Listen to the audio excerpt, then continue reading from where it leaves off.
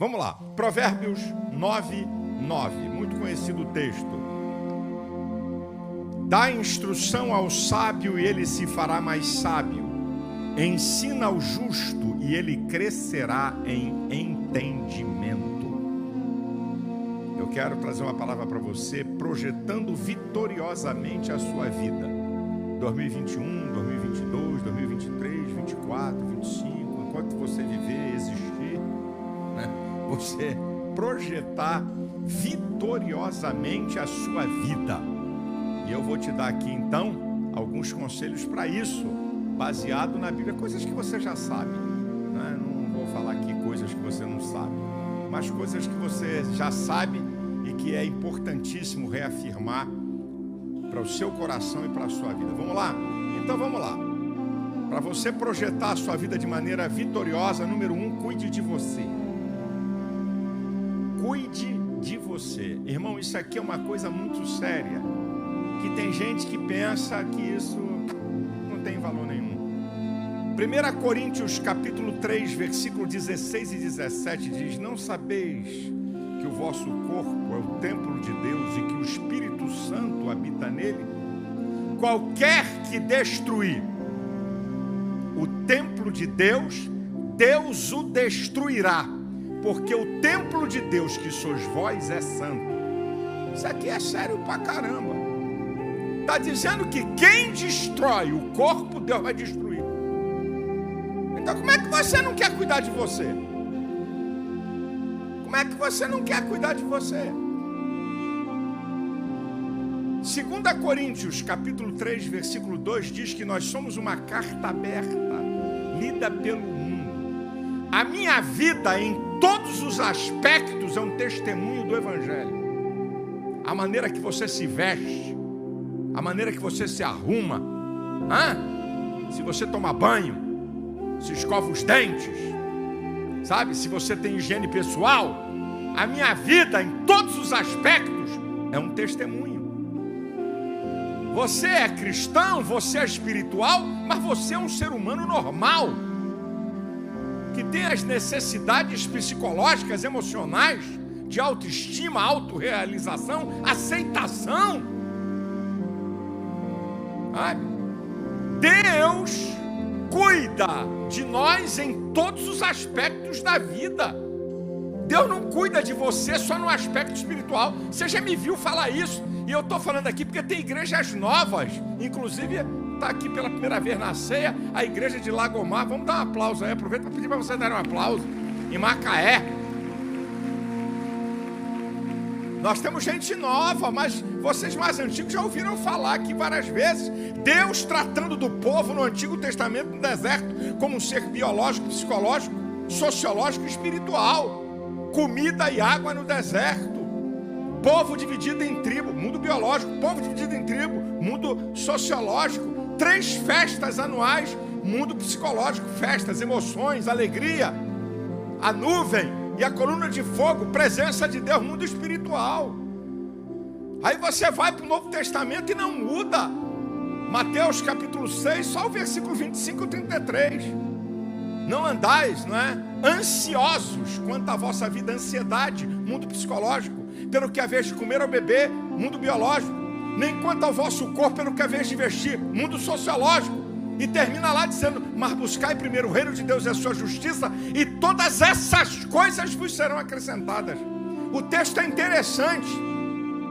O texto, o verbo está no futuro, está dando a prioridade. A prioridade é o mundo espiritual. Quando você prioriza o mundo espiritual, não é você que acrescenta a sua vida, é Deus que acrescenta a sua vida.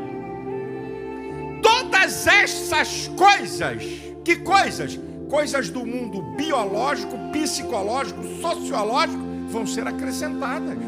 É Deus que acrescenta quando você o busca. O problema nosso é que nós buscamos as coisas dos interesses materiais, emocionais, e queremos buscar Deus depois. Não vai dar essa inversão. Deus cuida de nós nos mínimos detalhes.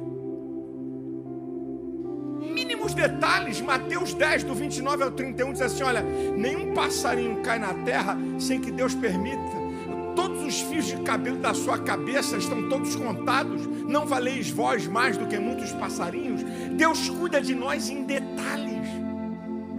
1 Pedro 5,7, lançando sobre ele toda a vossa ansiedade, ele tem cuidado de vós. Como é que Deus cuida de nós em detalhes e você não cuida de você? Uma coisa é que eu quero aproveitar que eu vou dar uma lambada. Homem tem medo de médico e de hospital. Está aqui a doutora Flávia, está aqui me olhando, ela sabe o que é que eu estou falando. Eu queria saber esses machos. Está doente, fica em casa, quer morrer, o miserável? Tem medo, é machão, fala alto. Está passando mal? Rapaz, eu queria entender, rapaz. Está aqui a minha esposa, está me ouvindo. Se eu sentir alguma coisa no meu organismo fora do normal, direto. Não espero. Se não tiver ninguém em casa, eu pego o carro e vou, como já fiz. Como é que pode? Os sãos não precisam de médicos, mas os doentes. Como é que pode? Tem glicose alta, tem diabetes e é um translocado para comer doce. Triglicerídeos lá nas alturas e toma sorvete igual um cão solto. Colesterol lá em cima e comendo gordura. Você não cuida nem de você e depois vai para o hospital e quer que a igreja ore.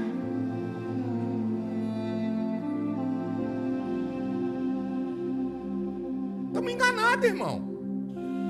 Olha, eu não acredito em fatalismo. Eu vou dizer uma coisa para vocês. Muito crente morre antes do tempo. Quer que eu repita? Muito crente morre antes do tempo. Eu não sou da teologia do fatalismo. Não está determinado. Não está determinado. Pode chorar, pode, igual a história do cara, né? Que disse que a morte falou que ia buscar um careca. Aí ele falou, o quê? Pegou uma peruca enorme, botou e foi deitar. A morte chegou e disse assim, não tem careca, vou levar esse cabeludo aqui mesmo. Então, essa história de que está tudo determinado, não. A pessoa não cuida do seu corpo, a pessoa não tem o cuidado. Você não cuida de você, como é que vai cuidar dos outros? Como é que vai cuidar da tua família? Pare para pensar, meu irmão. Cuide da sua vida espiritual. 1 Coríntios 10, 12 diz, quem está em pé, cuide para que não caia. Lucas 21, 34, Jesus falou, olhai por vós. Você olha por você, para que não sobrecarregue os vossos corações de glutonarias, bebedices e dos cuidados dessa vida, e venha sobre vós de improviso aquele dia. Então, meu irmão, você quer ter uma vida vitoriosa? Cuide de você. O médico prescreveu um remédio, tome. Agora, cada brasileiro é médico. Ele toma remédio que ele acha que esse aqui é bom. Ele acha que aquele funciona. Ele prefere ouvir um irmão dar uma receita do que ir no médico e pegar uma receita com o médico. Essa que é a verdade. Muitas doenças seriam evitadas pelo preventivo, pelo próprio cuidado. Gente que só come porcaria e só come besteira o tempo todo, que é o quê? Não come uma verdura, não come um legume, não come uma comida salutar. Só come coisa fabricada. Só. Você quer o quê? Cuide de você. Diga para o irmão que está ao seu lado, cuide de você, porque eu estou cuidando de mim. Fala.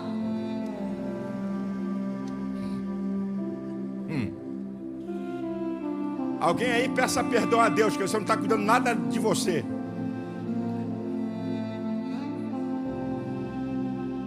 Dois, preste atenção a isso aqui.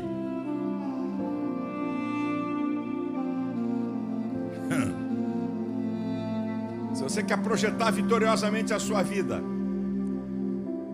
o caráter prevaleça sobre a unção.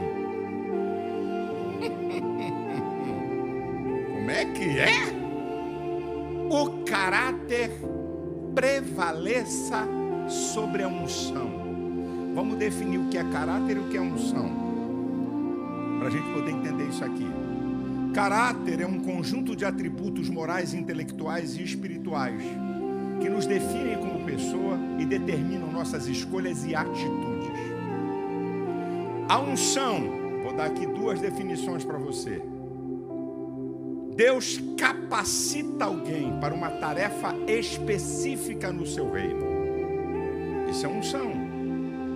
E o revestimento do poder do Espírito Santo na vida do crente. Isso é unção. E eu disse aqui, eu fiz uma declaração que o caráter prevaleça sobre a unção. Então vamos para a Bíblia.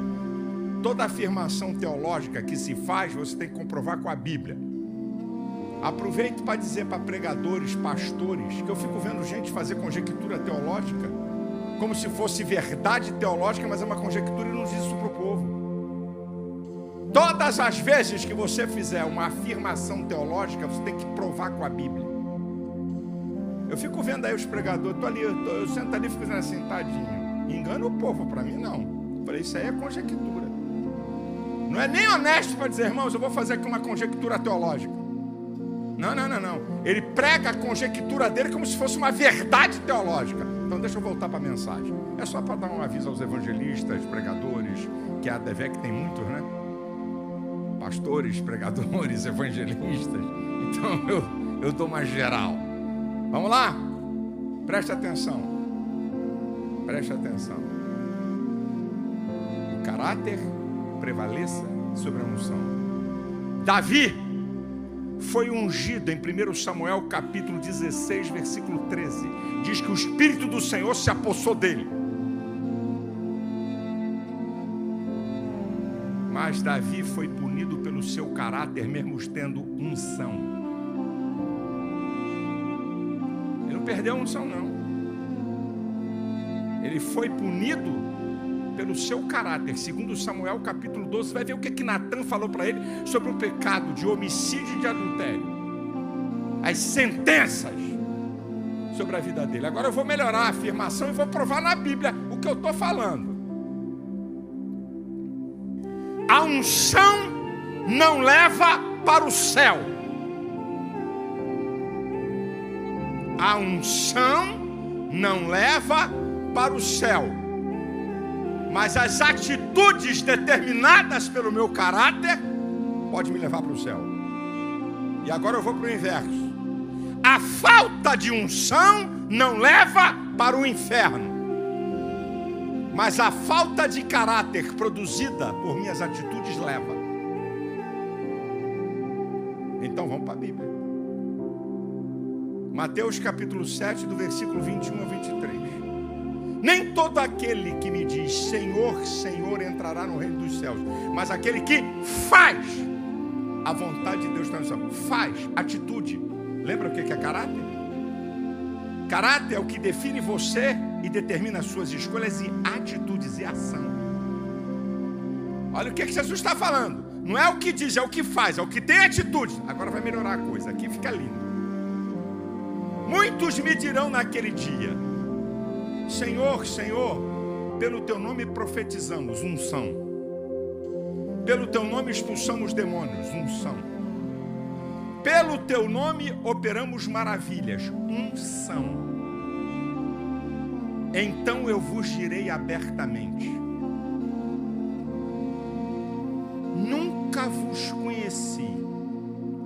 Apartai-vos de mim, vós que praticais a iniquidade. Prática. Ação é determinada pelo caráter. A unção não livrou do inferno, mas o caráter colocou o cara no inferno. Aqui eu estou mostrando a Bíblia. Mateus capítulo 7, do versículo 21 a 23. Aqui bem explícito, Jesus. Para dar uma lambada nos pentecostais. Profetiza. É mesmo, é? Ué, mas por que, pastor? Como é que pode isso então? Meu querido, você tem que entender que os dons é de Deus para o homem. Tiago 1,17. Toda boa dádiva e dom perfeito vem do Pai das luzes, em quem não há mudança nem sombra de variação. Todo dom é de Deus para o homem, todo fruto é do homem para Deus. Fruto é o quê? É o que eu pratico, tem a ver com o meu João 15,16. Não foi vós que escolhestes a mim, eu que escolhi a vós e vos nomeei para que vades e deis fruto. O cristão não é conhecido pelos dons, é conhecido pelo fruto. Foi Jesus que falou em Mateus 7,20, pelo fruto conhecereis. Então, meu queridão, o seu caráter prevaleça sobre a unção, porque tem gente, principalmente no movimento pentecostal, que tem visão, que fala profecia, fala língua estranha, é trambiqueiro, é linguarudo. Estamos enganados, meu irmão. Estamos enganados. Tem gente que pensa que a unção é algo que vai quebrar o galho dele. Não, a unção é uma dotação de poder para você pregar o evangelho. É uma dotação de poder para você vencer até o mundo e o pecado. É uma dotação de poder para algo que Deus quer te usar em uma área específica. Mas não está dizendo que vai quebrar seu galho por causa da unção e levar você para o céu. Porque Jesus deu 3 exemplos, meu irmão. Profetizar, expulsar demônios e fazer maravilha. Sabe o que é fazer maravilha? Sabe o que é o dom de maravilha? É superior ao dom de curar. Dons de curar é você ter algum problema de saúde e não ter mais. Operação de maravilhas é o cara não ter um olho e nascer. Operação de maravilhas é um morto ressuscitar. Operação de maravilhas é um outro nível. E Jesus está falando, eu nunca conheci vocês, porque vocês praticam a iniquidade, mesmo tendo a unção para operar isso.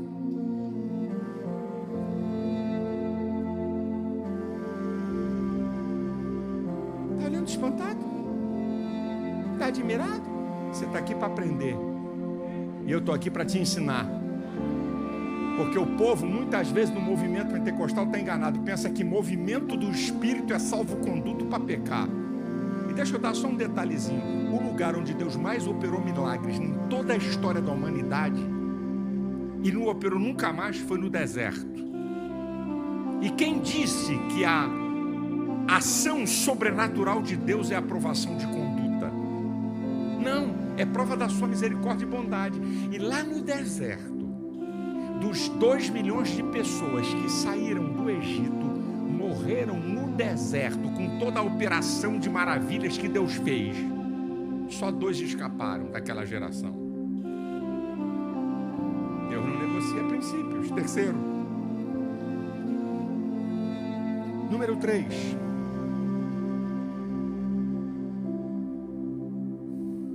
seja exemplo. Seja exemplo. Olha, eu pregava sobre Daniel e me debatia. Como é que um cara entre 15 e 17 anos, a mais de 1000 quilômetros da sua pátria, longe de pai e mãe, numa cultura diferente, na Babilônia, no primeiro mundo, o cara estava no primeiro mundo, tá? E não foi lá para ficar na cadeia, foi lá para ser preparado para servir ao imperador. Como é que um garoto de 15 a 17 anos mudar o nome dele, mudar a cultura dele, mudar a língua dele, e vem lá Daniel, e Daniel decidiu não se contaminar? Como é que esse garoto teve essa capacidade longe de tudo, de todos? Eu ficava lendo o livro de Daniel, dizendo, mas como é que é isso? Tem alguma coisa na vida desse cara, tem algum negócio, tem alguma coisa, pum, cheguei no lugar. Daniel 2:23. Eu te louvo, ó Deus dos meus pais. Olha aqui. Vocês já me viram falar, mas tem muita gente nova na ADVEC. As 3 coisas mais importantes que os pais deixam para os filhos. Exemplo, exemplo, exemplo. Significa que não tem outra coisa mais importante a não ser o exemplo. Filipenses 4:9, Paulo diz, o que vistes, ouvistes, aprendestes e recebestes de mim, isso fazei. Pelo que eu falo, pelo que eu pratico, pelo que eu ensino. Mateus capítulo 7, versículo 27 e 28. O capítulo 5, 6 e 7 são as leis do reino. E diz lá no final, e concluindo Jesus o seu discurso, muitos se admiravam da sua doutrina, porque falava como tendo autoridade, não como os escribas. Sabe o que significa? É que Jesus vivia o que ele falava. Agora deixa eu falar para os pais que estão aqui. A criança, quando olha para o pai e para a mãe, ela tem um mundo de fantasia que o pai e a mãe é super-herói. Mas a criança cresce e vira adolescente. E aí elas entram em parafuso, porque cai a fantasia do pai e da mãe de super-herói, e eles começam a ver a realidade da vida. Vê o pai e a mãe dentro da igreja, escuta o que o pastor fala. Vamos ler a Bíblia, vamos ler um capítulo da Bíblia, vamos orar, reúne a sua família uma vez por semana. E ele não vê acontecer na sua casa. Você pensa que teu filho não está vendo isso? Teu filho e tua filha nunca viu você com a Bíblia aberta, mas vê a tua com a cara nessa porcaria de celular 3, 4 horas por dia. Teu filho e tua filha nunca viu você de joelho dobrado. E nós queremos uma geração de crentes. Exemplo. Os filhos imitam pais. Olha aqui Daniel, o Deus dos meus pais. Eu não tenho a conta nem o número de vezes que eu vi meu pai de joelho dobrado orando e minha mãe. Eu não tenho na minha mente o número da conta de eu ouvir meu pai citar meu nome e de meus irmãos em oração. Eu não tenho na minha cabeça o número de vezes da conta que vi meu pai e minha mãe lendo a Bíblia.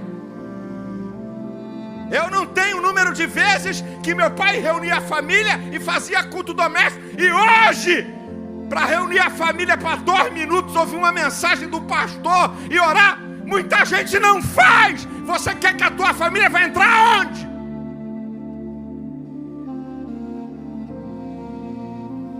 Um evangelho teórico, farisaico, um evangelho religioso. Evangelho não é religião, minha gente. Evangelho é o reino de Deus para ser vivido e praticado na terra. Ou tu pensa que a tua mulher também não vê você? Ou tu pensa que a tua filha não te vê, minha irmã? E que teu filho não te vê? E aí deixa eu trazer aqui uma palavra especial para homens. Tem macho aqui hoje? Tem homem, né? Então é com você que eu quero.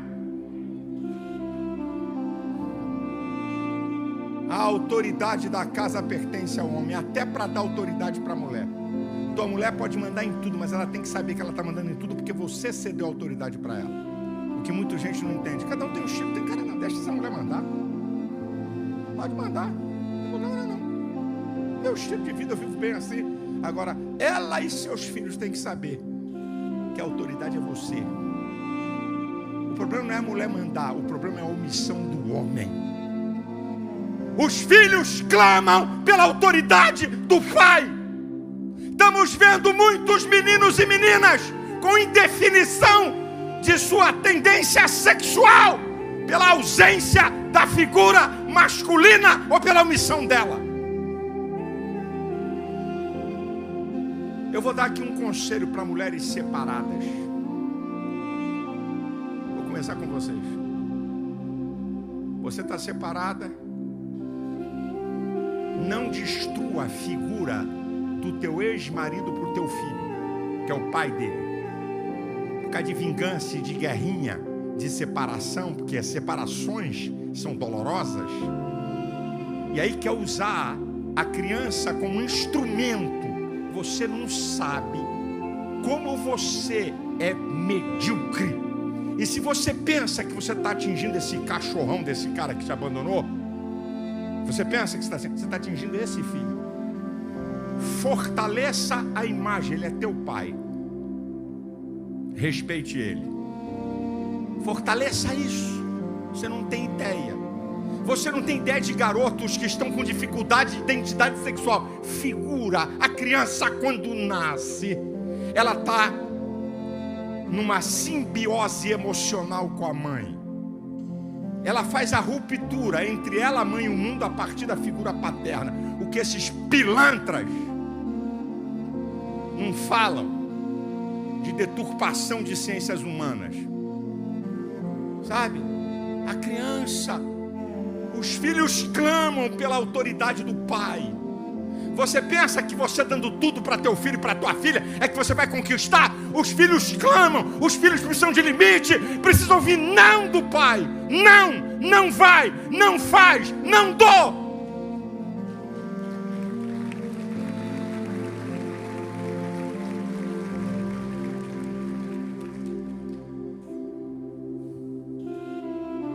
Que exemplo de crente você é, que exemplo de homem você é, que exemplo de mulher você é, que exemplo de mãe você é, de pai você é,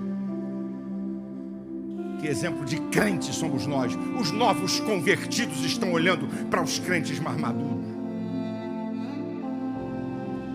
Qual o exemplo? Eles estão vendo que você entra na igreja e não dobra um joelho para orar 1 minuto.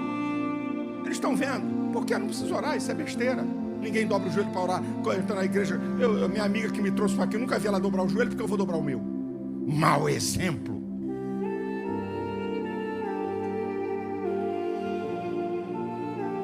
Não trazem Bíblia.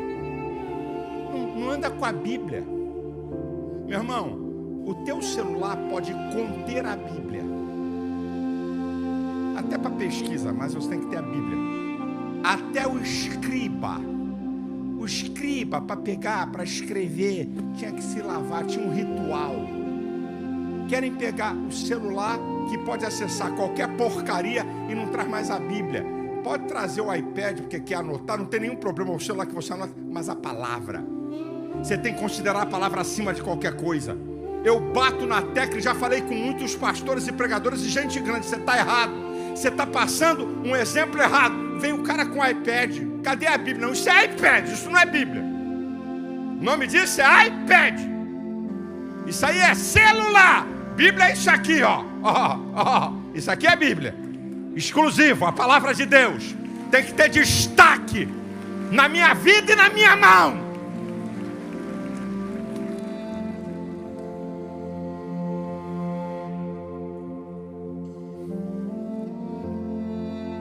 Número 4. Construa relacionamentos. Provérbios 18:1 diz: aquele que se isola insurge-se contra a verdadeira sabedoria. Todo isolado é o ignorante. Porque o ser humano só se desenvolve através das relações sociais. Eu já defini aqui numa outra mensagem, mas vou voltar a repetir. Uma das definições de saúde mental, não é a única, é uma delas. O que é um ser humano saudável mentalmente? É o ser humano que constrói relacionamentos profundos e duradouros com outros seres humanos. Não estou dizendo que quem não constrói relacionamentos profundos e duradouros com outro ser humano é maluco. Não estou falando isso não, mas tem algum problema.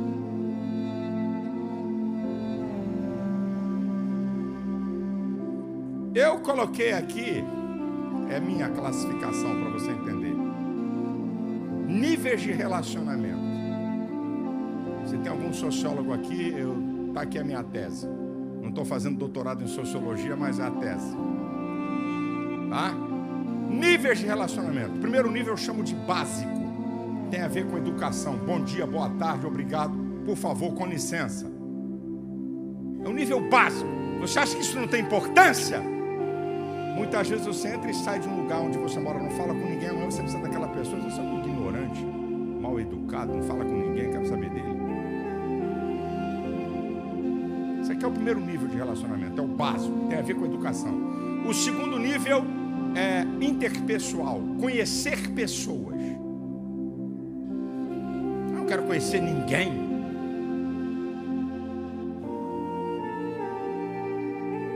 Você é um ser social, precisa conhecer pessoas. Eu vou dizer daqui a pouco a importância de você conhecer pessoas. Estou subindo o nível. Terceiro nível, eu chamo de um nível social. Conviver com pessoas. Tem gente que não convive. Ela não consegue. Você só conhece a pessoa. Se conviver com ela, acabou. A pessoa não consegue conviver com outra. Porque ela quer que o mundo gire em torno dela. Se não fizer o que ela quer, se não pensar o que ela pensa, Se não agir como ela age, não vale para ser meu amigo. Deixa de ser ignorante, rapaz. Eu sou o contrário, eu gosto de me relacionar com pessoas que são diferentes de mim, porque já me basta. Imagina eu ser amigo de 3 como eu. Quem é? Até você já entende, quem vai aguentar? 3 como eu sendo meu amigo. Não, eu tenho amigos que são opostos, totalmente diferentes. Isso é que é a beleza. Você se relacionar com o contrário. Não, tem que ser assim. Não, eu não gosto porque ela não fala muito. Ela não reage. É o jeito. Quem me ensinou isso? Meu sogro. Aprenda a singularidade das pessoas. Você é meu sogro. Aprenda.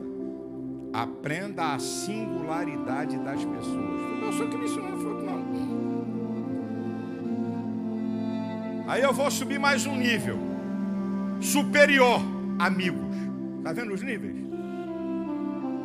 Básico, interpessoal, social, superior, amigo. Aí isso aqui é um nível muito diferenciado. Você pode compartilhar coisas, você pode confiar. E aí eu vou para o último nível, que é o máximo, intimidade. Só com cônjuge ou com Deus. Esse é o último nível do relacionamento. A intimidade. Só com cônjuge ou com Deus. Só.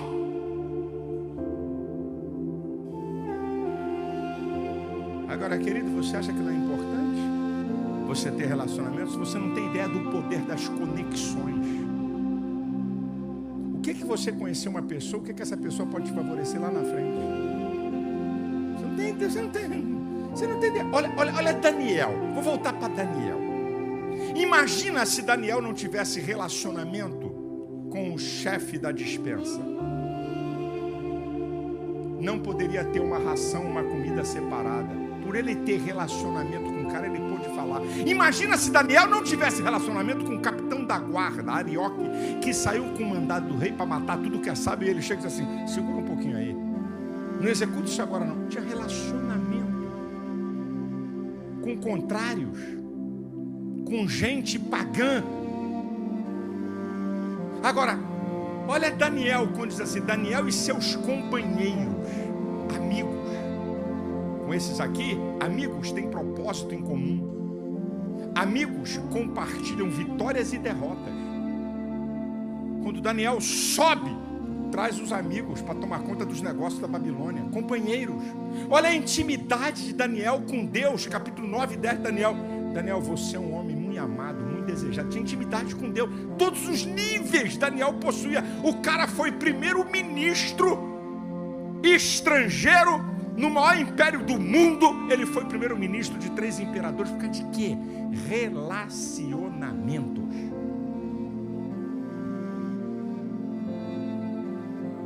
Crente diz que vai morar no céu e não quer se relacionar com o irmão. Por algum acaso no céu, atenção, você é de onde? Adevec? Ah, você não falava com outro irmão? Quinta rua, última casa. É na direita. Você vai para a esquerda, porque essas ruas são sem saída. Tá? Fica tranquilo. Rapaz, como é que pode? Claro, desavença entre irmãos a gente tem. Discutir, até ficar aborrecido. Agora, como é que pode um crente não falar com o outro, ainda tem a cara de pau de vir para a Santa Ceia? Como é que pode? Você vai morar no céu, meu irmão. Vai ter que se relacionar na eternidade, não quer se relacionar aqui na terra. Sangue de Jesus tem poder.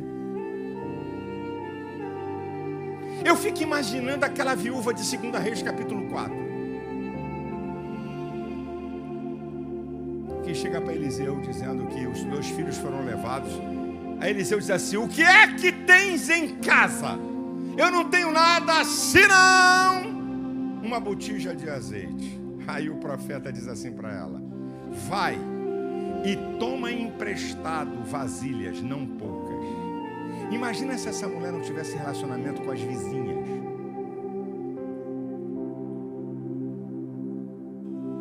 Eu sou crente, eu sou santa. Bando de imundas, pecadoras. miseráveis. Eu nem olho, nem dou bom dia, passo cantando olhando para cima. Peça emprestado, segundo Reis capítulo 4, não poucas, mas muitas vasilhas. O que aconteceu? Vai ver a sentença. O azeite é multiplicado, ela volta ao profeta. O que o profeta diz? Vende, paga a tua dívida e viva do resto. Tu já viu quantas vasilhas essa mulher arrumou? Para pagar a dívida, que 2 filhos foram levados. Olha, a dívida não era pequena não. E ainda viver do resto? Relacionamento. Número 5. Eu vou falar uma coisa que o povo da ADVEC, eu vou falar por causa dos novos aqui. Isso aqui é uma coisa que a ADVEC é tranchant. Mas eu vou repetir por causa dos crentes novos. Aprenda a semear. Aprenda a semear. Escute isso. Algo da ciência que nós podemos aplicar no mundo espiritual. Tá? O que é ou o que são leis científicas? Verdades comprovadas. Uma verdade comprovada na ciência se torna uma lei. O que é isso? Todas as vezes que você repetir o processo, acontece. Lei da gravidade. Posso pegar quantas vezes repetir o processo, os corpos são atraídos para a terra, para baixo. Isso aqui é uma lei. É uma verdade científica comprovada de que quando você repete, quantas vezes tiver que repetir, o processo acontece. O que são teorias científicas? Verdades relativas que podem ser mudadas a qualquer hora. Teoria da evolução, não é uma lei, é uma teoria. Agora, Deus não tem teorias, só tem leis. E as leis que se tornam princípios, significa que todas as vezes que você praticar o processo, acontece. Não precisa nem orar. Olha que coisa que eu estou falando. De vez em quando nós estamos fazendo, eu falo para Elisete, oração inócua. Porque a oração não vale para isso, porque tem uma lei. O que vale é você praticar a lei. Porque se praticar, acontece. Lei da semeadura é um princípio que norteia o reino. E Jesus fala de uma explicação simples em Marcos 4, 26 ao 28. O reino de Deus é comparado a um homem que saiu a semear e sem saber como naquela noite a semente cresceu. Aí diz assim, porque a terra dá o seu fruto naturalmente. Primeiro a erva, depois a espiga e depois os grãos cheios na espiga. Naturalmente, o que Jesus está dizendo? Quando você lança a semente na terra, naturalmente a terra vai produzir aquele fruto, porque foi estabelecida uma lei. Olha o que Jesus está falando. Quando você semeia, e não é só dinheiro, vai acontecer. Quando Jesus diz em Mateus 5,9, bem-aventurados os misericordiosos, porque alcançarão misericórdia. Lei de semeadura, você semeia misericórdia, alcança misericórdia. Gálatas 6,7, não erreis, Deus não se deixa escarnecer. Tudo que o homem plantar vai colher. O que planta na carne vai colher corrupção, o que planta no espírito, vida eterna. Lucas 6,38, aí é Jesus, aí é finanças. Dai, ser-vos-á dado, boa medida, recalcada, sacudida, transbordante, porque a maneira que você medir, você vai ser medido. Semeadura. Semeadura, meu irmão. O problema que você tem que entender, já que é uma lei, a lei da semeadura, você tem que entender que para cada plantação, essa analogia, há um tempo para a semente se desenvolver e crescer. Tem sementes que são ultra rápidas em tempo. Tem sementes que têm meio tempo, isso é um tempo regular. Tem sementes que vai levar muitos anos. E aí quando eu olho para a minha vida, eu vejo isso. De que desde que eu sou garoto, que eu comecei a semear, que meu pai me ensinou, eu levei 14, 15 anos semeando e não vendo nada, vivendo apertado, vivendo um sufoco e devendo, e por aí, e dando dízimo e oferta. Mas a lei vai funcionar. A lei vai funcionar. Não importa se vai demorar 5 anos, 10 anos, 15 anos, 20 anos, vai ter colheita aquilo que você semeia, seja finanças ou seja aquilo que a Bíblia diz para você fazer, porque o reino de Deus está sustentado na lei da semeadura.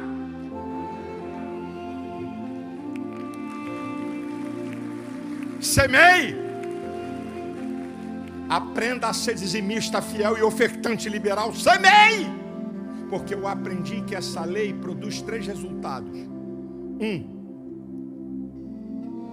conserva o que você tem. Pode ser que a tua semeadura é para isso. 2, multiplica o que você tem. 3, faz você ter alguma coisa que você nunca teve. Ela pode funcionar nas 3, nas 2 ou em uma delas. Mas vai funcionar. Porque Deus vela em fazer cumprir a sua palavra. Número 6. E aqui eu quero chamar a atenção do povo da DEVEC, porque eu venho anunciando que eu quero dar um alerta nessa Santa Ceia ao povo da DEVEC. Eu vou usar um tópico de uma mensagem que eu preguei na Santa Ceia na terceira terça-feira de agosto. Na ceia da terceira terça-feira de agosto, eu preguei uma mensagem e vou pegar um tópico dessa mensagem para falar sobre isso e dar aqui um alerta ao povo da DEVEC. Aprenda a obedecer.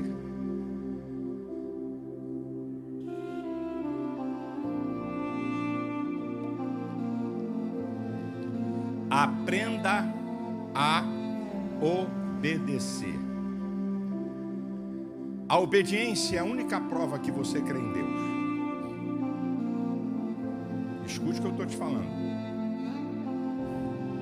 A obediência a Deus está baseada naquilo que Deus diz que é certo e não naquilo que você considera que é certo. A obediência a Deus está baseada naquilo que Deus diz que é certo e não naquilo que você considera que é certo. A obediência a Deus é praticarmos a palavra de Deus sem questionamentos. Você não questiona a Deus, por que isso? Porque eu tenho que fazer isso. Existem 2 filosofias no mundo sobre obediência, uma grega e uma hebraica. Nós usamos as 2 em diversos momentos da nossa vida, mas para com Deus só vale uma. Eu vou contar a historinha aqui para você entender que filosofias é essa de obediência. Numa historinha rápida que eu vou contar. Numa guerra, num acampamento, está um superior com 3 subalternos. E de repente o cara diz assim: todo mundo deitado no chão. 2 deitam no chão e um fica em pé. Por quê? Quando ele fala por quê, explode uma bomba, o estilhaço pega ele e mata. Os 2 que deitam imediatamente no chão é a filosofia hebraica de obediência. Primeiro você obedece, mesmo que você não entenda. Você simplesmente obedece a quem está numa cadeia superior e acabou o papo. O segundo cara representa a filosofia grega de obediência. Você, para obedecer, primeiro tem que entender. Na nossa vida isso de fato acontece muitas vezes. Você, para obedecer certas coisas, você quer entender. Outras vezes você obedece e acabou o papo. Com Deus só vale a primeira. Com Deus só vale a filosofia hebraica. Obedeça sem questionar, e mesmo que você nunca venha a entender. O problema é que os crentes querem a filosofia grega. Senhor, por quê? Eu vou fazer isso por quê? Imagina Abraão: Senhor, sai da tua casa, da tua parentela e vai para uma terra que eu te mostrarei. Eu vou fazer de você uma grande nação, vou engrandecer o teu nome, vou te abençoar e tu vai ser uma bênção. Senhor, para onde? Norte, sul, leste, oeste? Sai! E diz lá Hebreus 11:8. E Abraão saiu sem saber para onde ia. Sai! Deus mandou? Faça! Mas por quê? Por quê? Escute o que eu vou te falar, meu irmão, meu amado, meus queridos. Se quisermos agradar a Deus, temos que obedecê-lo a todo custo. 1 Samuel 15, 22. Tem o Senhor mais prazer em sacrifício do que em obedeça a sua palavra? Preste atenção, Deus não está medindo o teu nível de unção, de conhecimento e de maturidade. Os olhos do Senhor estão fixos na sua disposição em obedecê-lo. Deus não está medindo se você é muito santo ou menos santo, se você tem mais unção ou menos unção, se você é maduro ou tem conhecimento. Os olhos do Senhor estão fixos se você e eu estamos dispostos a obedecê-lo.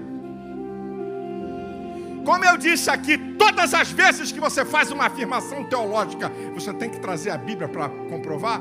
Eu abri dizendo, a obediência é a única prova que você crê em Deus. Eu estou fazendo uma afirmação teológica, então eu tenho que provar. A salvação é pela fé, comprovada pela obediência. Hebreus 5:9. Ele veio a ser a causa de uma eterna salvação para todos os que lhe obedecem. Então está aqui o texto para comprovar o que eu estou falando. Não estou falando teoria teológica, não. Agora preste atenção, estou chegando onde eu quero. Eu estou falando da obediência a Deus, que é absoluta. Agora escute. Na Bíblia existe uma cadeia de autoridade. Está aqui Deus, mas tem uma cadeia de autoridade. Vou citar algumas. Efésios 6:1. Filhos, obedeçam aos pais.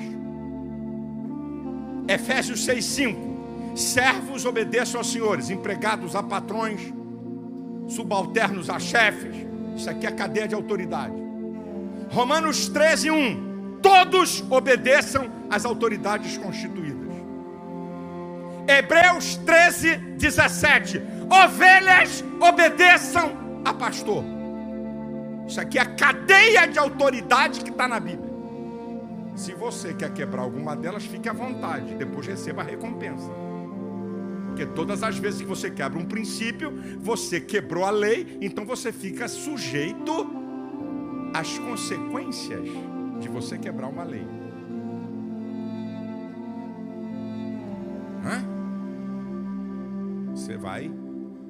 Você vai responder. Agora estou chegando de onde eu quero. É só para você entender. Na cadeia de autoridade é que Deus está acima de tudo. Na cadeia de autoridade. Mas tem uma cadeia de autoridade que você não pense e não brinque com isso não, porque para cada uma tem consequências positivas ou negativas quando você quebra elas. Agora eu vou falar sobre rebelião. Aprende isso aqui.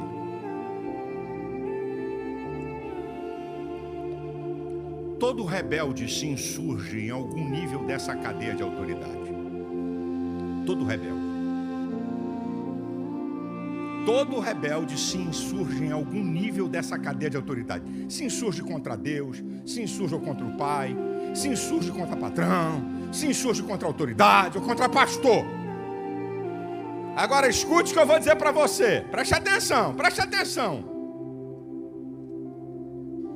Todo rebelde não quer agir sozinho.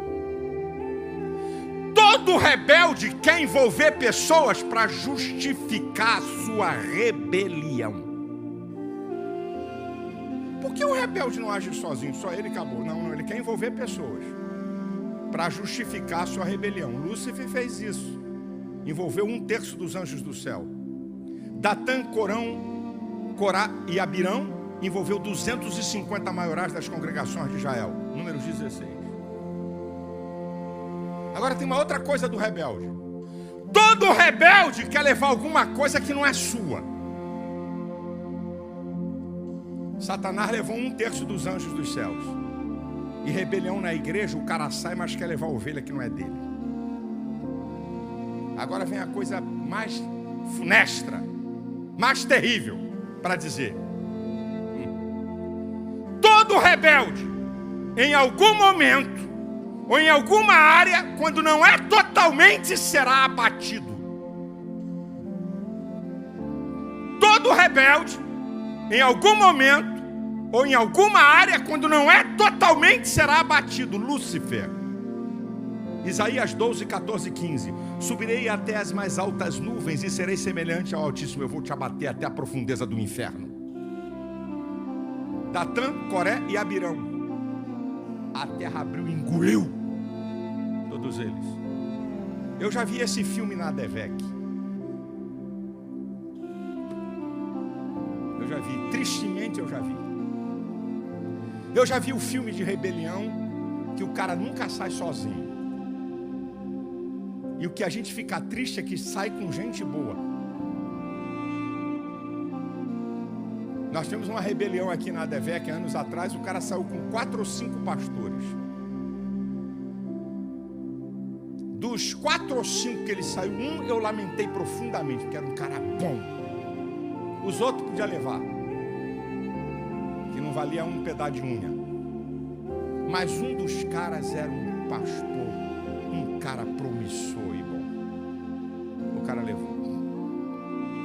Saiu com 70, 80 pessoas na época. Qual o resultado da vida dele? Espatifou tudo, se desviou, perdeu família. Um dos caras que saiu muito inteligente, por sinal, com ele, trabalha como vendedor balconista de loja. Um outro.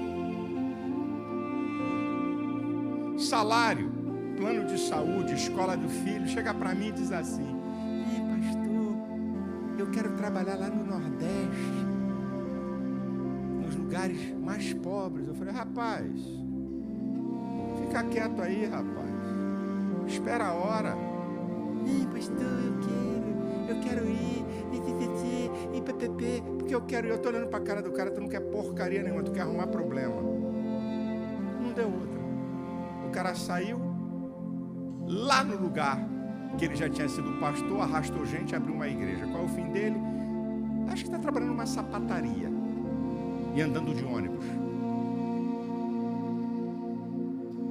Tinha carro, tinha salário, tinha plano de saúde, tinha escola de filho. Eu vou dar um conselho para o povo da ADVEC. Eu digo sempre para vocês, se algum membro da igreja quiser sair para uma outra igreja, pede uma carta. Agora, eu não tenho o conhecimento de tudo, mas se eu souber que um membro da ADVEC está indo para um outro campo e que aquele cara dividiu um outro pastor, eu digo para o irmão, para esse cara aí eu não dou carta não. Esse aí eu conheço, esse aí arrumou um problema lá, não precisa arrumar problema aqui na ADVEC não. Se eu não conhecer, mas deixa eu aconselhar os crentes, se um dia você estiver aqui para outra igreja, verifique a origem daquela igreja, verifiquem a origem daquele pastor, se ele não dividiu o trabalho, porque a praga da rebelião contagia. Uma família distinta, eles devem estar me assistindo, uma família distinta. Quando aconteceu essa rebelião na ADVEC, eu conversei com a pessoa e o marido, a mulher e o marido. Falei: vocês, cuidado, isso aqui é rebelião, vocês vão ter problema para vocês. Mas eu acho a integridade e a dignidade da pessoa. Ela, que era amigos, tinha amigos de família do cara, saiu junto. Anos depois, eu estou na nossa igreja lá em Recife. Aí ela vem com o marido, o pastor lá me disse: ela quer falar contigo aí. Eu falei: não, manda ela vir. Porque quando um cara se rebela, nunca mais volta, pastor. Eu posso liberar perdão, mas vai embora. Ovelha eu recebo de volta, pastor não. Perdoa e segue seu caminho. Esses que se rebelaram lá, uns 2 ou 3 voltaram, pediram perdão lá na igreja. Pode ir embora, aqui não fica. Aí essa mulher com o marido chegou para mim e disse assim: pastor, não precisa fazer isso comigo, eu quero primeiro lhe pedir perdão. Não precisa pedir perdão aí.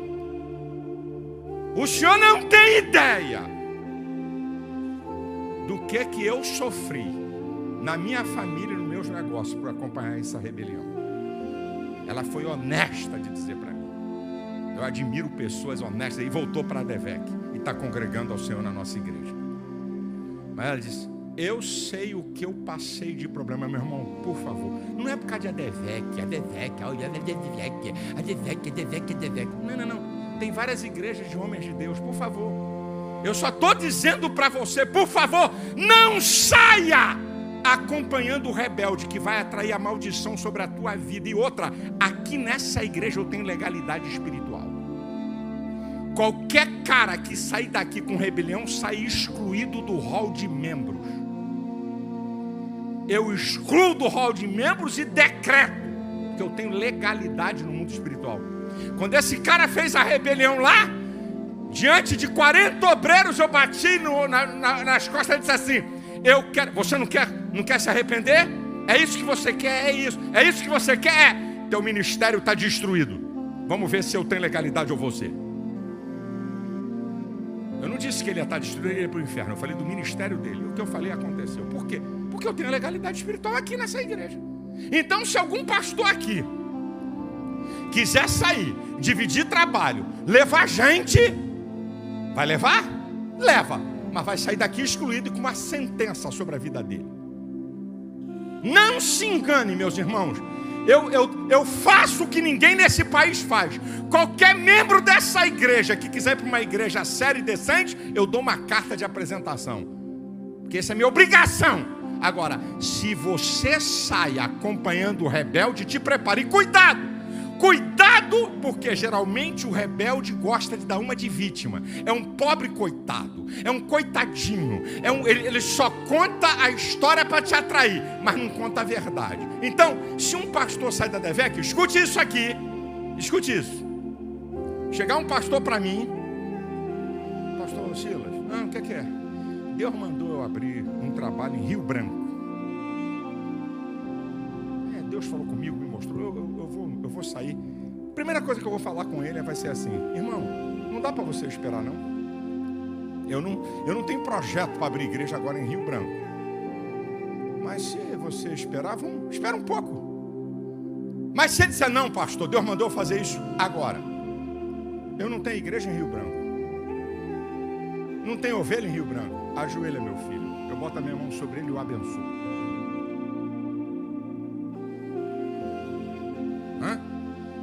Agora, eu vou citar porque ele é um cara fiel. Então eu gosto de citar o fiel para dar um exemplo negativo, porque eu sei que ele é fiel.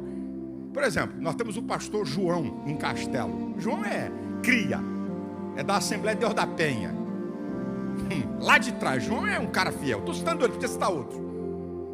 Aí, estou citando você, João, negativamente, porque eu sei que você não faz isso. Não é isso. Aí, o João está lá em Castelo. Ai, pastor Silas, eu quero sair da DEVEC. Você quer sair da DEVEC? Sim. Para onde? Não, eu vou abrir uma igreja aqui em Castelo. Vê se aqui sai Coca-Cola. Não, o cara quer levar as ovelhas da igreja lá que não é dele. Então vai sair excluído. Claro que o João não pensa isso. É um obreiro fiel, por isso que eu estou citando ele. O cara quer sair daqui. Pastor, me abençoa. Para onde você vai?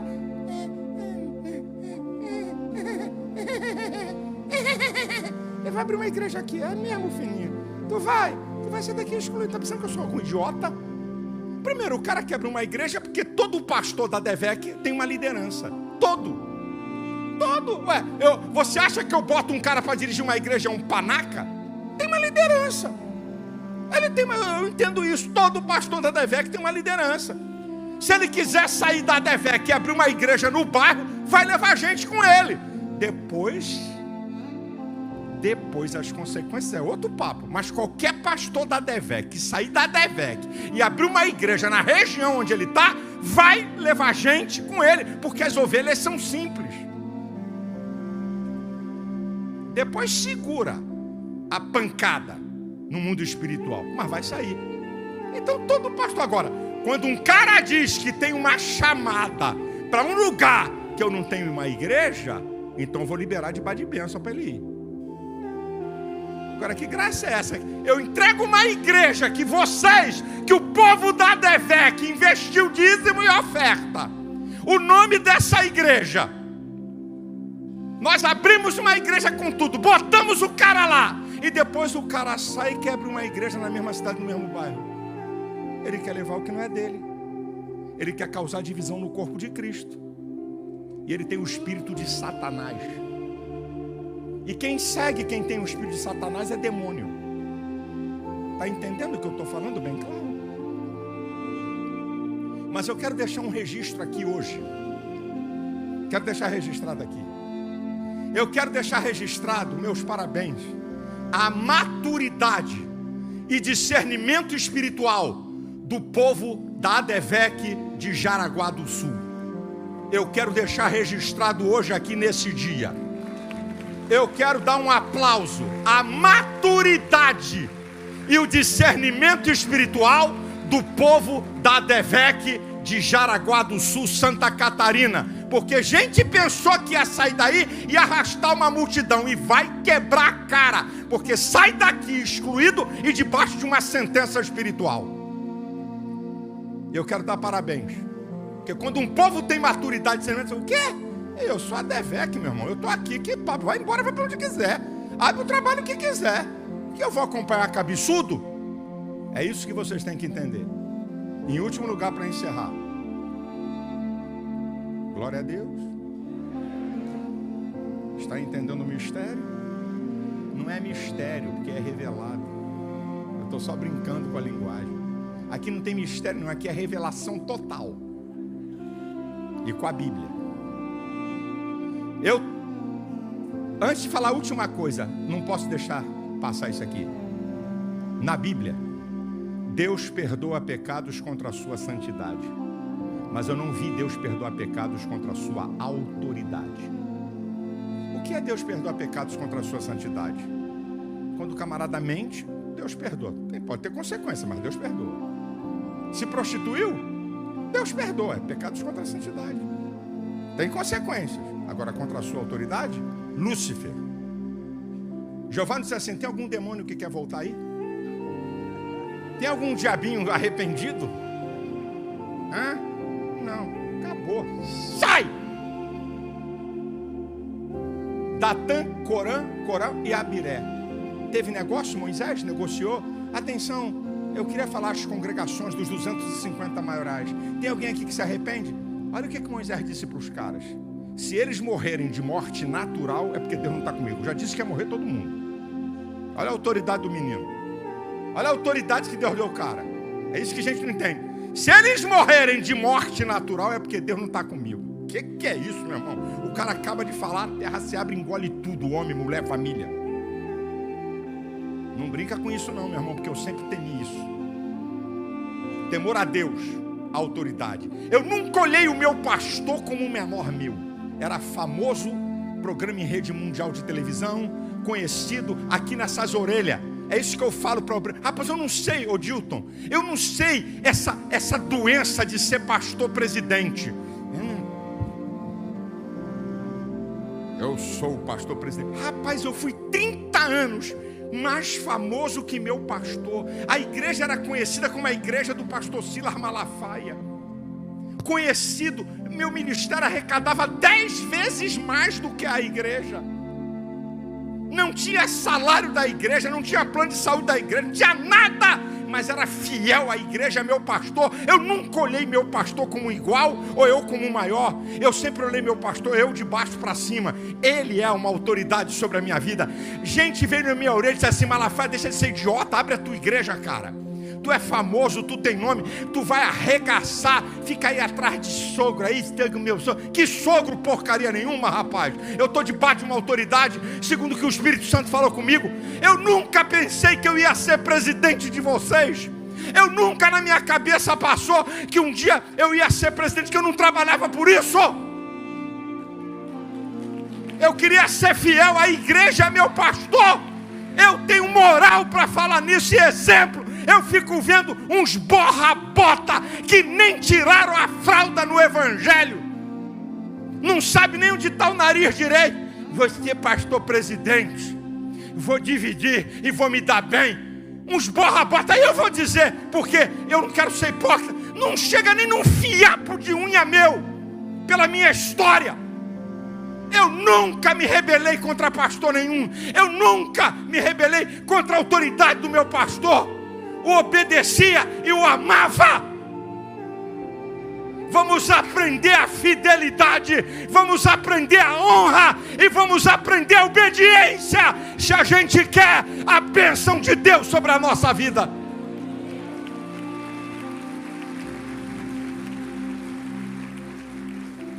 Eu termino dizendo, porque não dá mais tempo, que a hora estourou.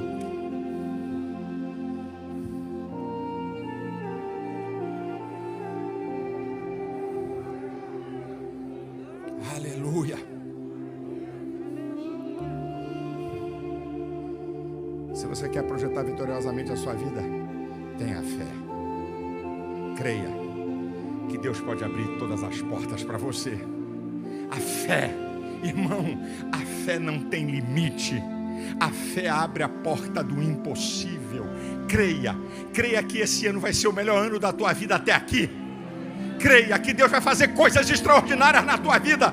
Creia que Deus vai abrir portas que você nunca pensou. Creia que Deus pode realizar o milagre que você ora há anos. Que Deus pode trazer a resposta sobre uma questão há anos. Se tu crê, tudo é possível ao que crê. Esta é a vitória que vence o mundo. A nossa fé é a fé que nos sustenta em toda a nossa trajetória. Paulo diz em 2 Timóteo 4,7: combati o bom combate, acabei a carreira e guardei a fé. É a fé. E como é que você tem fé? A fé vem pelo ouvir. O ouvir a palavra. Romanos 10:17. Leia a Bíblia, venha para a igreja ouvir. Como é que se produz fé? Prática do evangelho no dia a dia. Aí você ora, aí você lê a Bíblia, aí você vem para a igreja, aí você evangeliza e você passa a ter experiências com Deus, e a tua fé vai crescer, e você vai ser um gigante, e não vai haver limite de portas abertas, e de milagres, e de bênçãos. Receba essa palavra em nome de Jesus, amém.